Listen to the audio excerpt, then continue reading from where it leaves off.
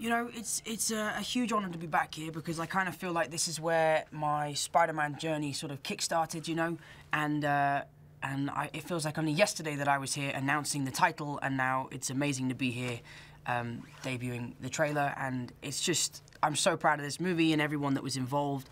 I'm so proud for them, for what they've achieved, and I'm just excited for people to see a little bit more of what we've done. You know, this is a very different take on Spider-Man. This is something we haven't seen before. I'm obviously a lot younger, so we can really play on the youthful side of the character. We've seen the soldier, we've seen the billionaire, we've seen the god, and now it's time to see the kid, you know? And I think it's fun to see what would happen if you gave a 15-year-old superpowers, and I think what would happen is he'd have a pretty great time. I think that one of the main reasons why people love Peter Parker and Spider-Man so much is that you can relate to him, you know? There's not a person on this planet who doesn't go through something that Peter Parker goes through, whether it's struggling with homework, talking to girls, being late for school, or having bigger responsibilities outside of school. And I think, especially for young kids, it's a great thing to be able to see a superhero go through the same things that you're going through day to day. You know, it's very reassuring that it doesn't just happen to you, it also happens to superheroes.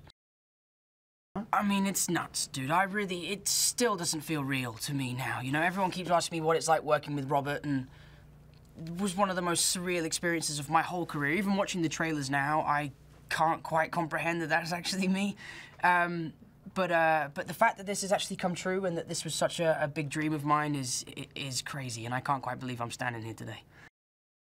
Well, I think that's what John and Marvel and Sony did so well, was create a very unique character in a sense that he's just an average guy, you know? John said the other day, if a regular kid can become a superhero, why can't a regular guy become a supervillain? And you have the scientist, the billionaire, aliens, monsters, gods, all sorts of villains, but now we just have, you know, a guy who wants to stand up for himself and doesn't really agree what's happening in society. And I think it's very interesting to see a movie of such a big scale on such a grounded level. Yeah, dude, it's mind-blowing, man. It's really something that I'm still getting used to, and it hasn't sunk in yet, and I think it would be wrong if it had sunk in, you know?